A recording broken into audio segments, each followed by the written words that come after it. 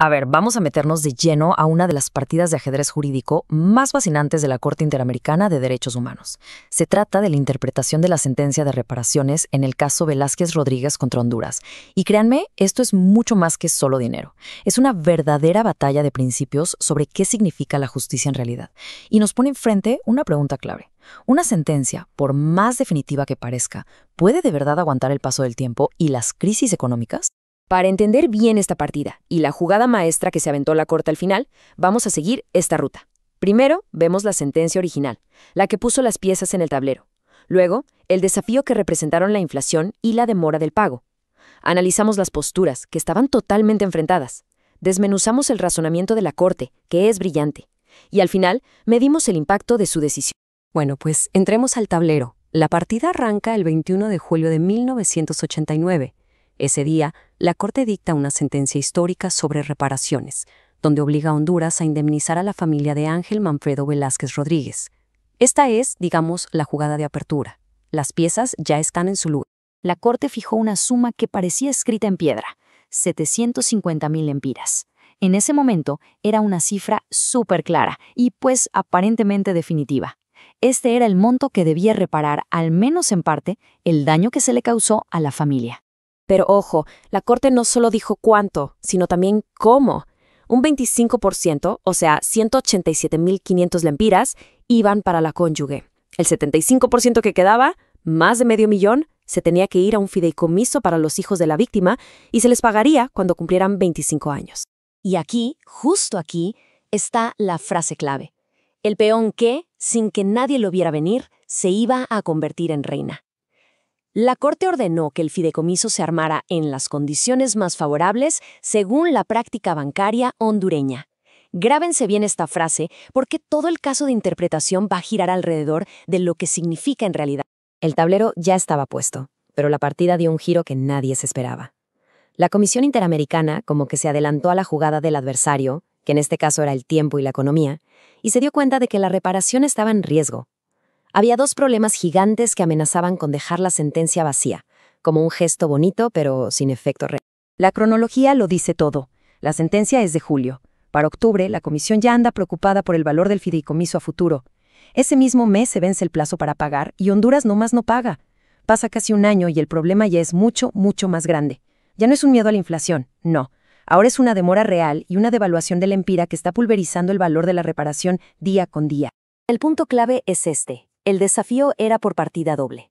Por un lado, un problema a futuro. ¿Cómo le hacemos para que el dinero de los hijos no perdiera su valor con los años? Y por otro, un problema del ya, del ahora. La tardanza del Estado ya había provocado un daño económico real, una pérdida que se podía sentir en el bolsillo. Con el problema ya sobre la mesa, cada parte tomó su esquina. Y esto preparó el terreno para un choque de trenes, jurídicamente hablando. Por un lado, el objetivo mismo de reparar un daño, y por el otro, el principio sagrado de que una sentencia firme no se puede tocar. La comisión decía, a ver, una indemnización que pierde su valor no es una reparación de verdad.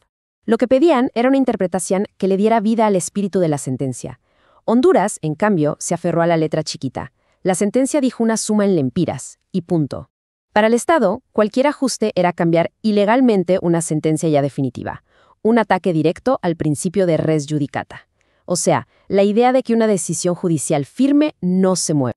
¿Y cómo resolvió la Corte este nudo gordiano? Aquí es donde la partida se pone verdaderamente buena.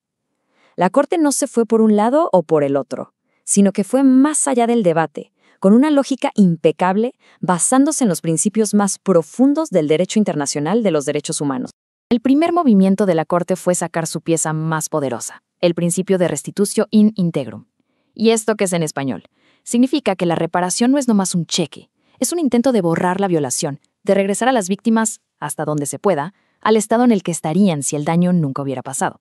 Si aplicamos esto al caso, la pregunta no es ¿se pagó el dinero?, sino ¿el dinero que se pagó de verdad repara algo? Este principio es la base de todo lo que vino después. A partir de ahí el razonamiento es, pues, de una lógica aplastante.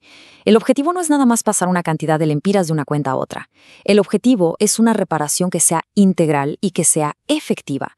Pagar una suma toda devaluada es cumplir con la forma, sí, pero es traicionar el fondo. Y para la Corte, el fondo es lo único que importa. Y esta lógica nos lleva, casi de la mano, a una conclusión que no tiene vuelta de hoja. Si lo que se busca es la reparación integral, entonces es absolutamente necesario proteger el valor real de esa indemnización. Si no, la sentencia se convierte en papel mojado. Una victoria simbólica, sí, pero una derrota brutal en la vida real y económica de las víctimas. Y aquí viene la jugada maestra. La Corte regresa a esa frasecita clave del fallo original. ¿Qué significan las condiciones más favorables? Pues significan exactamente esto. La Corte interpreta que esa frase no era un adorno, era una instrucción bien clara para asegurar que el capital mantuviera su poder de compra y además generara ganancias. La solución no era cambiar la sentencia, la solución siempre estuvo ahí, implícita en el texto original. Pero quedaba una pieza suelta, la demora en el pago. Aquí la Corte fue quirúrgica. Formalmente dijo que la ampliación que pedía la comisión no procedía, pero en una jugada elegantísima usó otra herramienta que ya tenía, su propia facultad para supervisar que sus sentencias se cumplan. Como Honduras no había pagado, el caso no estaba cerrado. La Corte seguía teniendo toda la jurisdicción y podía actuar sobre las consecuencias de esa demora, que era un hecho nuevo y culpa del Estado. Con esta argumentación tan sólida, la Corte ya estaba lista para dar su fallo definitivo sobre la interpretación, y esta decisión iba a sentar un precedente importantísimo para todo el sistema interamericano. Y así llega el jaque mate, en 4 movimientos súper precisos. Primero, la Corte admite la solicitud original de interpretación. Segundo, rechaza la ampliación, pero lo resuelve de forma brillante con su poder de supervisión. Tercero, establece la interpretación definitiva de condiciones más favorables. Y el golpe final, le ordena a Honduras no solo pagar, sino también compensar la demora con intereses y un ajuste por la devaluación. Jaque mate. A ver, ¿y por qué es tan importante este caso? Pues porque demuestra que la supervisión de sentencias es una facultad judicial activa, no es nomás para ver qué pasa. Establece que una reparación justa tiene que ser efectiva, y eso incluye proteger su valor. Confirma que si un Estado se tarda en cumplir, le salen nuevas obligaciones. Y quizás la lección más grande, nos enseña que la verdadera interpretación de una sentencia no es un análisis frío del texto, sino una búsqueda apasionada de su espíritu y su objetivo final, que es hacer justicia.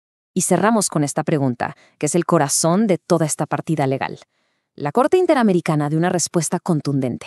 La justicia no es una cifra en un papel.